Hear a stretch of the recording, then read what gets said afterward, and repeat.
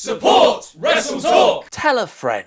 Aleister Black has returned to NXT television. I am Luke Owen. This is El Fakador Laurie Blake. Welcome to the post-NXT WrestleRamble review, where you can keep us, or you can help us rather, keep this show going by heading over to patreon.com/WrestleTalk and getting involved in that. But to the task at hand, or to the story at hand. So over the last few weeks, months you could even say, Aleister Black has not been seen on television. He was mysteriously attacked outside of Full Sail University as a way to get him out of the main event of NXT Brooklyn 4 because he suffered an injury at the hands of Tommaso Ciampa on an NXT house show. And so he was written out the storylines. And the way they did this was that he had a mysterious attacker. And since then, there's been this storyline that William Regal has been investigating. He's been inquiring amongst all the NXT wrestlers who attacked Aleister Black. Who fundamentally been unhelpful. Oh, they've been so unhelpful. Wasn't me. It's probably him. Probably him. It was him. Yep, and that other person goes, weren't me. Probably him. Oh, I'm just going around in circles. Who ran over Aleister Black has been the question. And Nikki Cross has been the only person who says, I know who attacked Aleister Black, but she's not telling anyone. Nikki knows a secret, and she's not telling.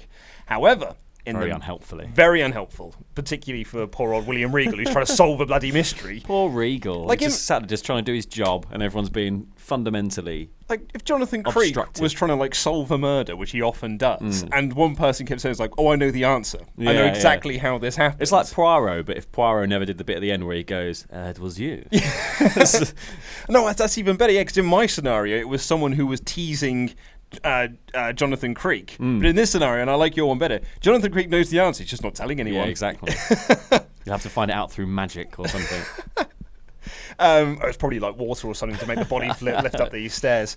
It's a nice obscure Jonathan Creek reference. But anyway, the main event of this show was Nikki Cross versus Bianca Belair in a match that I didn't think was all that much until the end, which it got really good by the end of it. But at the end of it, the end of the match rather, the finish, there was no finish to it. Lights went out. The start of Aleister Black's music played. I like that. It was just a...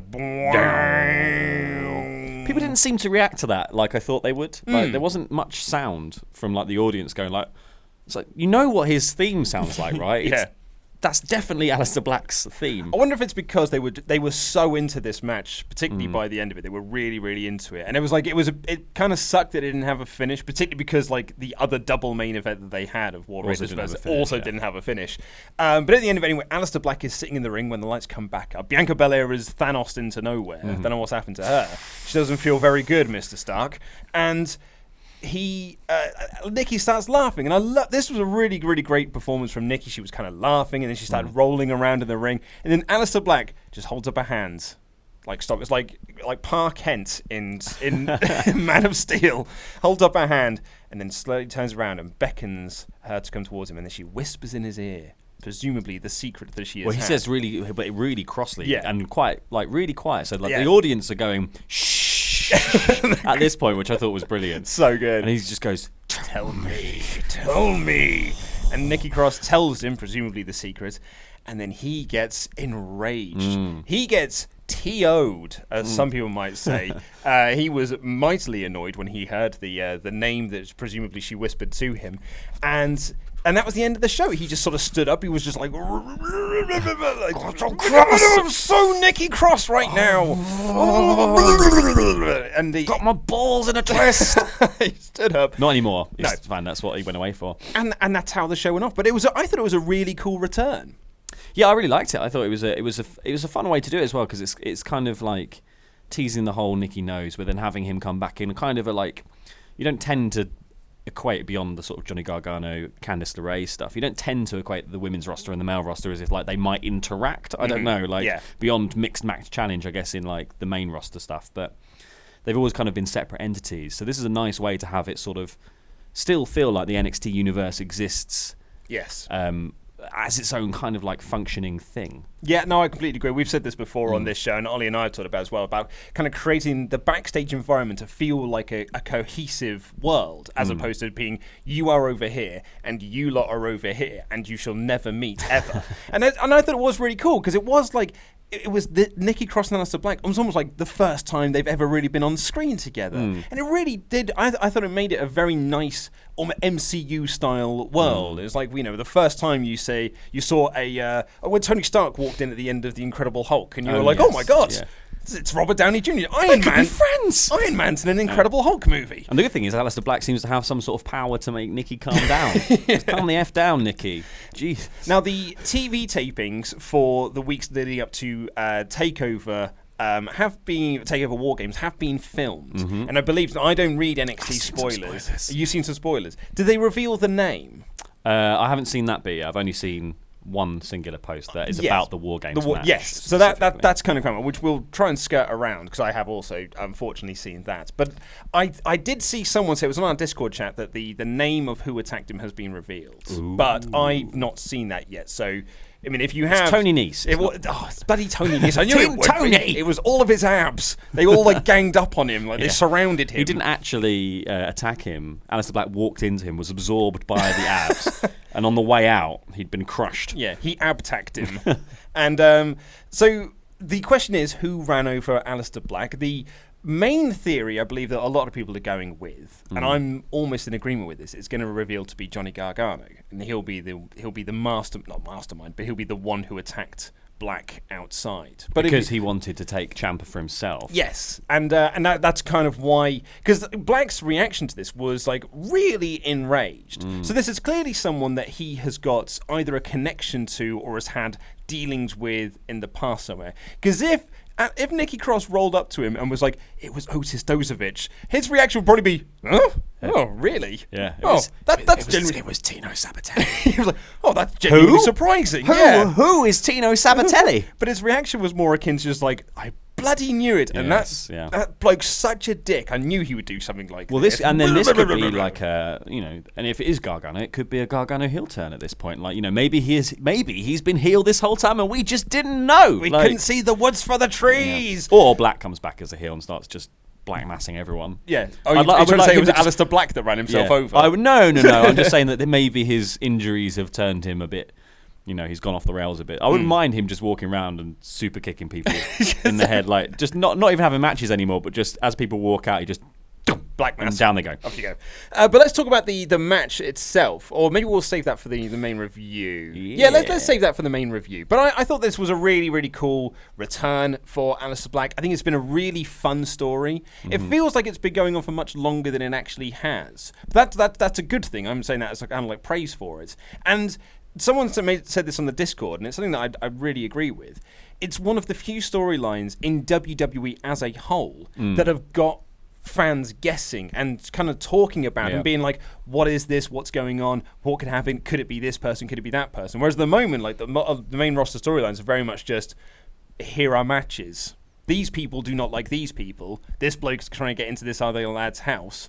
Off they pop. Yes, yeah. Whereas here, it's just it's all kind of theory and stuff. And I've been really enjoying that. The only thing I haven't enjoyed about it, and it's not really a criticism, it's the fact that they kept talking about Black like he was dead. And it was who attacked Aleister Black? And it's I know he's injured from this, in the storyline, he's injured from this attack.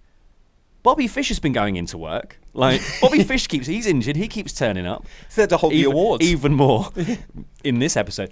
But why haven't we seen him in hospital or anything? He literally has disappeared from all television in any way, shape, or form, or capacity. So it just feels like they're talking about someone who's dead. I kind of and which obviously it makes sense. It makes sense from the perspective of that's why his coming back is much bigger because we haven't seen him at all. But it's just funny to have this murder mystery where it actually feels like he's been murdered. It'd be like the end of the reveal of Cluedo would be that the murder victim just stood up and was like, "Nope, I'm fine." Yeah, actually, yes, or cool. It was me all along. It was me again on me, and I am the evil one. Now, you may have noticed over the last couple of weeks, this WrestleRamble has been sponsored by Beer 52. And I know some of you have noticed because there was a couple of comments yesterday that said, oh, this show's more about beer than it is wrestling. Which in an hour-long show where we spend 1 minute talking about Beer 52, that is just fundamentally not true. That's too much time talking about beer. Anyway, continue talking about beer. Yes, so we are being sponsored by Beer 52, and we have got a special gift to our excellent pledge hammers, because you guys are the reason why this review exists, and we want to give back to you. Now, this isn't like your regular, we're being sponsored by Beer 52, go to the link and you get a free case of beer and pay for the postage. No. This is a free case of beer. Whoa. If you are a $25 or above backer, all you've got to do is send us a message on Patreon, you know how to do that, and let us know, and we will give you a code. You put that code onto the Beer 52 website, and that gives you, they'll just send you a free case of beer, even if you've claimed your free one via the link, www.beer52.com/WrestleTalk, you can get another free case, and it is 100% free. So that is for our $25 and above backers. Free case of beer, UK only, I'm afraid, because they're a UK-based company. Like, what could be worse than that? Free beer, mate. 2 cases of beer. Absolutely, you get Don't drink them all at once. No, you get 2 free cases of beer, although they are delicious. I've been a member of Beer 52 now for years. In fact, actually, when I met the guys from Beer 52 at Wrestling Media Con, they were almost stunned at how long I've been a member for, because I was like, I remember their old style of packaging. And they were like, oh, wow, you have been around for a Luke while. was there first day, money in hand, give me some beer. They didn't even have a subscription service at the time. They just had a warehouse. I was just knocking on the door going, beer, please. I want beers. But it's a really, really great service. If you like your beers, if you like your craft ales and your craft beers, you are going to absolutely love this service. I've, as I said, I've been a member for years, and I've never had a bad box. I thoroughly enjoy it. I really enjoy getting my box every month and exploring new tastes and new flavors. So without having to leave the house to get it as well. Oh, it's the perfect. What a dream! What a dream! And sometimes they send you bottle openers, which are really funky. So of course, you need to head over to our Patreon page, send us a message if you are one of our $25 and above backers, and we'll send you out a code, and you can claim a free case of beer.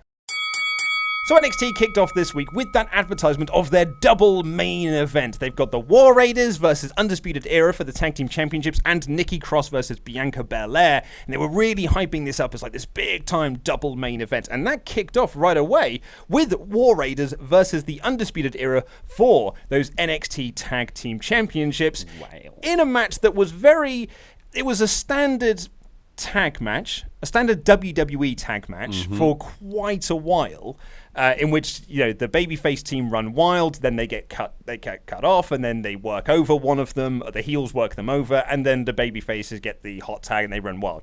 But by the end of it, I thought this turned into a really terrific match. I think once they sort of got out of the standard formula, it was really, really good. I think even in the standard formula, I think the Undisputed Era, Kyle O'Reilly specifically, is so good. Amazing. He's so good at that sort of like, we're just working over one joint here. Systematically going to destroy something. Obviously that's what made that the match against Moustache Mountain so good. A couple of months ago, was it? Yeah.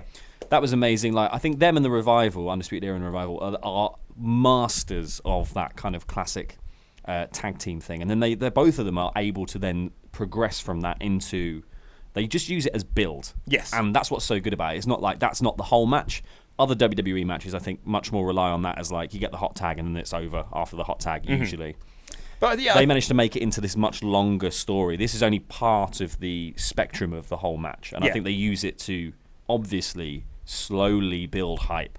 And then you get this hot tag and Hansen comes in and just does insane stuff for a man of his size. It was absolutely awesome. I was in love with this match right from the get-go anyway, because obviously Kyle O'Reilly gets to play his air guitar, so that means the match is instantly 5 stars regardless. But Roderick Strong play the sweet, sweet music, Kyle. And Roderick Strong comes down, because the War Raiders do that, like, war, like with the devil horns throwing up.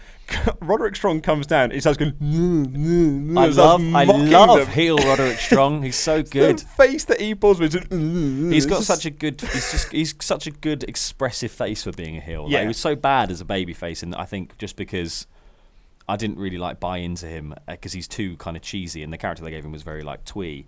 Now, as just like a really, I don't know, smug, horrible heel, he has got the perfect face for that. And That's he's so good at expressions. I would agree with that. I mean, I was into Roderick Strong as a babyface because I thought what they did with him when they did those sort of video packages for him that really, like, you know, broke into like his real life story and his real life tragedy. It was at that point I was almost like, you can never turn this man heel. Like, you can, like, this story is too good. You can never turn this man heel.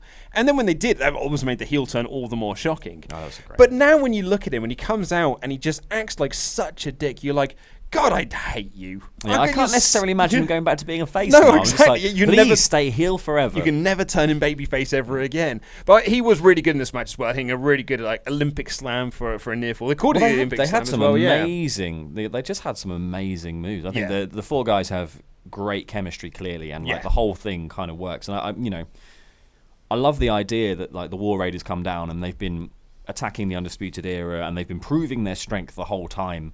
And so the Undisputed Era are naturally wary. There was a great moment where, I can't remember if it's Hanson or Rowe, but he was beating on Kyle O'Reilly and Roddy runs in from behind to try and get an attack and he just turns around and Roddy goes and like falls over. Like, I love that whole thing. And then when they get the cheap shot and they suddenly get in control and then they start working over the limb, it just works so perfectly. And I think what they worked really well in this match was that when War Raiders were kind of on top and they were like, running wild at the start, Undisputed Era never looked incompetent. They never looked like, we're just being bumbling fools that are being beaten up. And at the same time, when the Undisputed Era were working over, I believe it was Hanson they were working over. Rowe they were working over for most of the match. The smaller one. Yeah. Which isn't the same match. War Raiders never looked like they were rubbish either. No. Like, it's just because Undisputed Era looked so good that it didn't make them look weak. It didn't make them look bad. So I thought it worked really well. And that then ties into when the War Raiders make their comeback and start running wild again. I thought it just worked really well. Adam Cole came down, he got into the ring, just decked him and just like, you get out of here. Well, I love the catching his hands. Yeah. That was such a good. I thought that was such a good moment. Like the obvious, like I'm going for the disqualification here. Yeah. Throws out a punch and he catches his hand. And is like, and it knocks him and then throws him out. And it works so perfectly as well because we were probably all expecting an Adam Cole run-in, so they give you that Adam Cole run-in. Because then that's almost like that's the red herring to distract you away from the real run-in and the real DQ, which is when Bobby Fish came down without his crutches, running into the ring, a knee brace and a chair, hitting people with a chair. Bobby Fish cleared to wrestle. And it was great. And it was a massive pop from the crowd. Really happy to see Bobby back because it's been, over a year, I think, since he's last had a match in NXT. So it was really, really cool to see. I love the viciousness as well. Oh, yeah. So good. It just reminds you of how great Bobby Fish really was. And it was just, and then Undisputed Era, like they hit total elimination on Rowe and they kind of left them laying. And they stood tall, all four of them standing there doing the pose, the thing. And just, they look badass, man. And it was like, it's now, I've really liked the Undisputed Era anyway. Like I've loved them since day one. I thought this is a really cool faction when it was Cole, O'Reilly and Fish. I was like, what an awesome faction. Then Bobby Fish sadly got injured and Roderick Strong came and you were like, oh man, there's still a really cool faction with these three over here and Bobby Fish sort of over here. Holding a little trophy. Holding a miniature version of the Dusty Classic. So that was really cool. It's like those three and Bobby on the side. Now all four of them are cleared to wrestle. It's like a new era for the Undisputed Era. This is like Undisputed Era 3.0. And so I'm really, really excited for this new iteration of the team. Really fascinating. I just hope I hope it stays around. And I've said before, and I've said it again. This could be WWE's Bullet Club if they want it to be, and it could be multi-brand. It could have multiple members. People could come in and come out, but it could always be a thing. It doesn't have to be one of these ones that gets dropped. Could be like what the Nexus could have been if they hadn't have fed it to Cena back in the day. Yeah, I mean, don't get me started on the Nexus. Good lord. So I thought it was a really, really decent match. We then got Britt Baker versus Shayna Baszler. A nice little sort of exhibition match for Shayna Baszler ahead of her Evolution match against Kairi When Sane. Britt Baker came out, I was like, oh, it's nice to see Britt Baker. And then I was like, shame she's going to get fed to Shayna Baszler. Because they advertised, like, they had the graphic up saying, like, Shayna Baszler in action next. And I'm like, instantly, I'm like, awesome. Because I love Shayna Baszler and she's great. And then poor old Britt Baker came out and I had the exact thing. I was like, oh, Britt. Oh, no. Oh, no. Oh, poor Britt. It's like, oh, so nice she's here. And, like, on the same night, Adam Cole's here. Brilliant. Lovely for them. And then, Baszler comes out and smashes up her arm. I was going to say, you absolutely are in trouble, smashes up her arm. Yeah, so if you're not aware, because you didn't watch Laurie's amazing video on this, Britt Baker and Adam Cole, IRL, real-life couple. And this was very much just Baszler dismantling Britt right from the start of this. And I was thinking about this as well. Is Britt Baker the second person who appeared at All In to appear on a WWE show now? Because Ray obviously is now. He had his match on SmackDown this week. Yes. Or Tuesday night. So is Britt Baker now the second person? I was trying to think if there's anyone else who was on that show that's also had a WWE appearance. Oh. I can't think. If you know. Well, and there's rumours that Chelsea Green's also signed and is at the Performance Centre. Yes, because she's had tryouts before. Yes, yeah. yeah. So. But if anyone in the comment section can think of anyone else, let us know, because I think that'd be quite an interesting topic. They probably just wrote their shopping list as it was happening, just sitting there, just going, that one, yep, Yeah, and and I'll have one of them. Oh, a Lucha Brother, I'll have one of them. Yeah, yes, please. Just one. Just one singular Lucha Brother, thank you. Oh, that's a tough call. If you could only pick one of them. I would have Pentagon. I mean, because he's just had, and that's the thing, is he overshadows Phoenix only because he's had such amazing matches with such amazing opponents, I think. But Phoenix the stuff he can do is unbelievable. And I think that's why, I mean, we're going well off topic here, but I think I would almost go for Phoenix. Because I'm thinking, from a business side of thing, how marketable is Phoenix? You put him in the ring, you get him to do his big flip-de-doo nonsense, and all of a sudden the kids would be like, I'll have a mask, please. Basically, well, true, what you could have done... You do the same with Pentagon, though. If you get them both, just get them both, put them on 205. Pentagon's so scary, though. Yeah, he is scary. Kids going up to Pentagon be like, buy my mask, oh God. Where Phoenix is like, hey guys, I'm Ray. Yeah. And he's much more nicer. It basically is what they could have done with Kalisto, but they decided not to because Lucha House Party or whatever it is, or any of the Lucha House Party, which might still be the worst tag team name in WWE. That is, for me, Lucha House Party is so much worse than Boss and Hug Connection. Really? I think it's worse than the Besties. While those are disgustingly bad, Lucha House Party is just aggressively horrible. It's actually really sort of like the Lucha Sorry Party. It's just here you go, guys. We don't have anything for you to do, and we don't really have triple tag titles on Cruiserweight division. Yeah. But we keep having triple tag matches. So you're a faction now because you're all from Mexico. Yeah. House Party. End of. So anyway, Shayna Baszler was systematically destroying Baker's arm, and then she does the arm break spot, and they call for the bell. It was really, really great. I thought Baker's selling of the arm was really awesome. Yeah, it was really good. Screaming in agony and pain. And then as she stands up, she gets to one knee, Baszler comes up, step up Shining Wizard right to her face, lays her out. Baszler is the best. And she just walks out, yeah. That is an awesome finisher as well. She's got the Kirifuda clutch, the Bada Flutch, and then that's all really awesome in that, and the arm break thing. But having that step up Shining Wisdom was another wrinkle to your arsenal. I think that's a wicked addition. Baszler is amazing. She's so good. I've started using her music in WWE 2K19 because I was like, you can't play as a woman in the career mode. So I was like, I'll never meet Shayna Baszler. This is perfect. I'll steal her music. We've got a hype package for Oney Lorcan and Danny Burch, who are going to be in action next. But before we get to that, William Regal is being interviewed off screen. And that voice off screen, Mr. Regal, what do you think about this? And he said he's asked. Regal was asked about Nikki Cross, and he says that Black is going to be back soon. And once Cross has had her match with Bianca Belair, he's going to get some answers out of Nikki Cross. However, good luck, Regal. Black got there first, and he actually did get the answers, which William Regal has been unable to do. I've been bloody asking this woman, can you tell me who it was that attacked Crying out loud, Crying out Nikki, loud. just tell me. I just need to know before Black comes back, otherwise we're going to get in trouble. Oh my God. And then we got tag team match, Oney Lorcan and Danny Burch versus Tian Bing and Rocky. My first note would be for Rocky, you need a new name, because there's no way in hell you're getting onto the main roster with that name. No. Why would you give yourself a name that instantly makes you think of Rocky Maivia, The Rock, or the boxer Sylvester Stallone, Rocky Balboa? And when there's Becky Balboa. Yeah, exactly. And The Rock.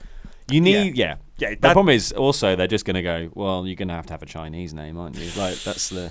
Yeah, possibly. But anyway, so Tian Bing, he's one of their big Chinese signings. He was in the Andre the Giant Memorial Battle Royal a couple of years ago. So he's kind of one of their big hot prospects, to try and appeal to that market over there. Kind of the way that Jinder Mahal was there. Yeah. But apart from the difference, and John Cena's hair. Yeah, difference is that Tian Bing's actually reportedly very good. I've not seen a full match with Tian Bing. He chucks out a roundhouse in this that looks sick. Yeah, it was really wide. Absolutely, yeah. Although I loved this, they have got proper Street Fighter entrance music. It's. I love the. I've actually written cool musics in my name. Cool musics. It is. I was like, that's fine. It proper sounds like a level in Street Fighter. That would be his level theme. In the 16-bit days. I want it to be called Bing the Merciless. Bing gets a really good showing in this, but he tags in Rocky, and that leads to Burch getting tagged in. It was a very short squash match, really. It was like a showcase match, I should say, for Burch and Lorcan. And they hit their sort of spike DDT for the win. It was fine. It was absolutely fine. Yeah, I like the fact that Burch and Lorcan have new trunks. Yeah. They actually get to have, like, someone's actually made them something finally, like, because they were just wearing the black for ages, both of them separately initially, which was just like, you are wearing jobber gear. Like, if anyone was wearing jobber gear, it's you two. And then they got matching jackets first of all. Yeah. But now they've got matching trunks and kick pads and stuff, but in different colours. So they actually look like they're being pushed as a proper team now, which is fine because.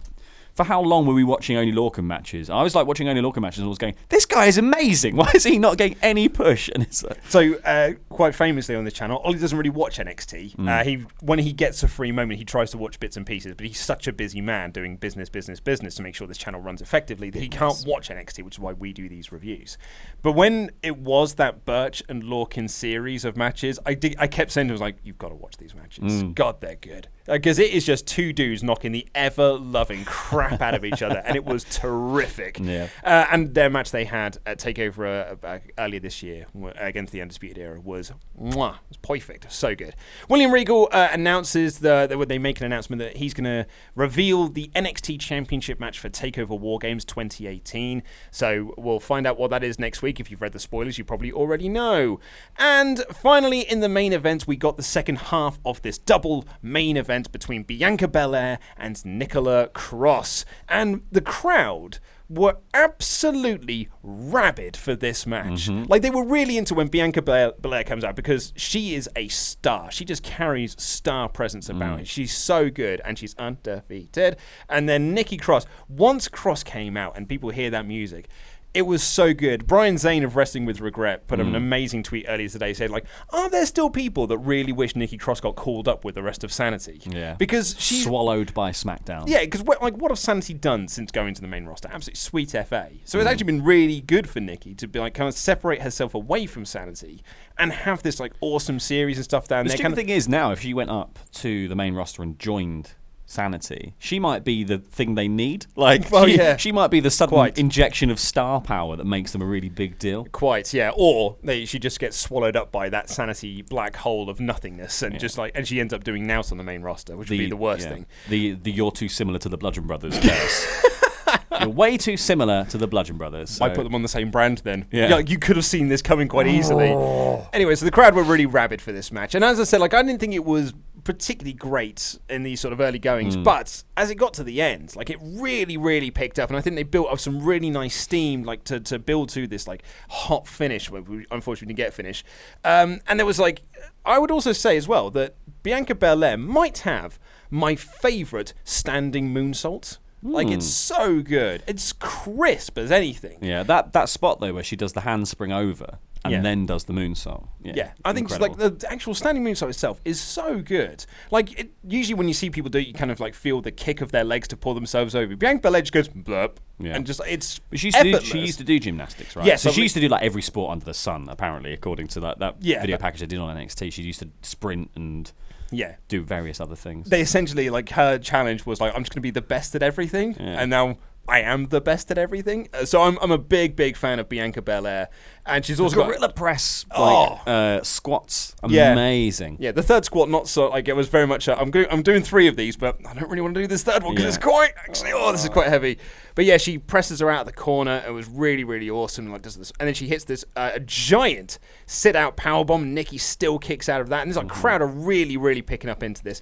And she starts the powerbomb is off a pin, isn't it? As well. Oh, it was amazing stuff.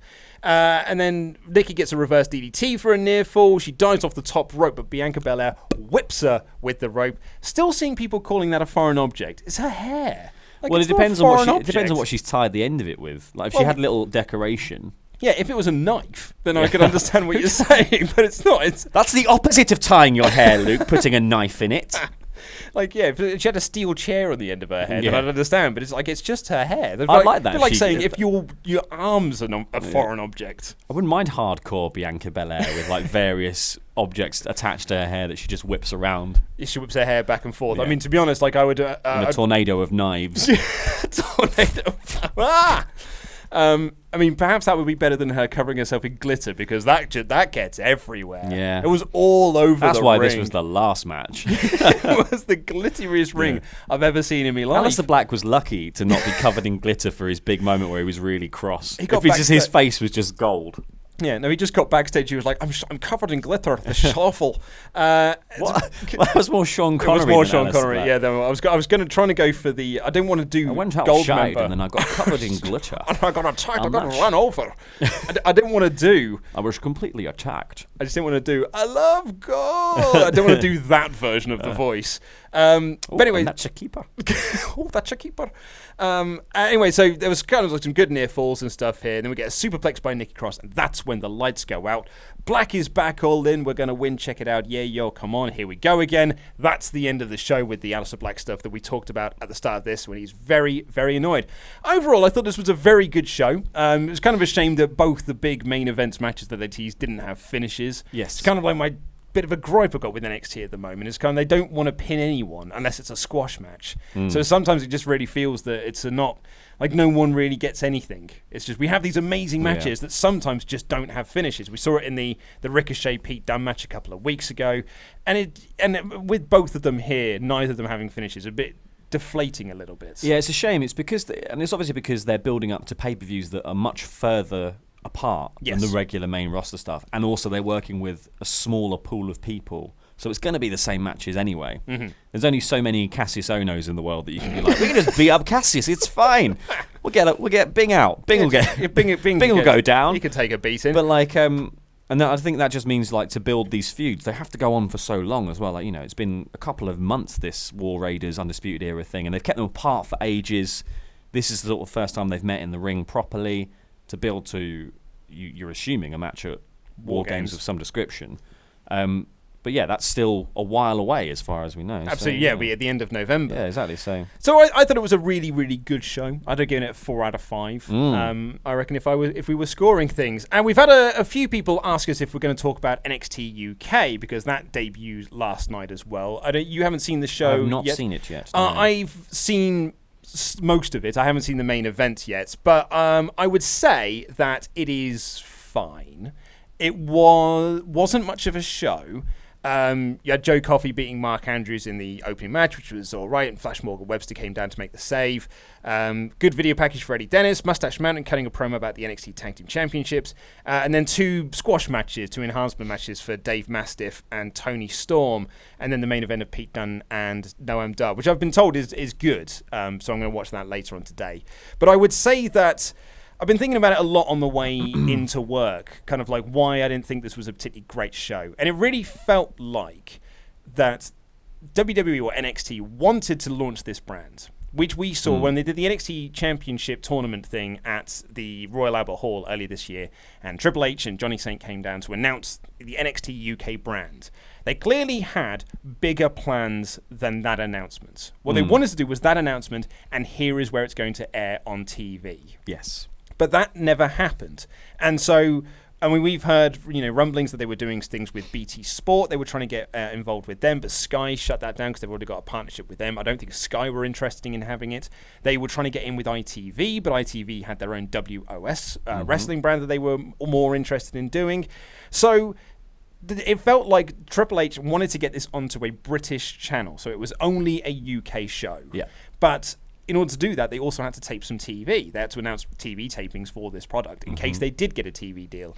And these TV tapings, from what I've read and what I've been told and what we've seen here, almost feel like placeholder episodes. Yes. We announced TV tapings, so we've got to do them, but we're not really going to do anything with these TV tapings until we can get a deal. Well, exactly. You can't go crazy on characters now, because people, if you start doing a deal and there's already 6 months worth of backstory, say 6 months down the line they get a TV deal, people are going to be like, so why did Dave Mastiff run that man over do that thing, or whatever? So they have done certain things, like they've crowned an NXT UK Women's Champion. I won't give away any spoilers here because I think that's going to air in a couple of weeks.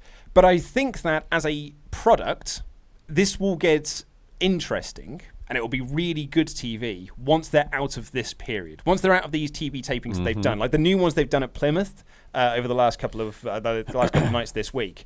That might be sort of like the new era of NXT UK when you want to watch that, because that's when they know this is a weekly product. It's going to be airing on the WWE Network at this time. So now we can start doing storylines and things like that, 'cause we know we're going to be doing this on a weekly basis. Yeah, exactly. As such, what we've got at the moment is like a good few months of TV tapings that aren't really leading to anything.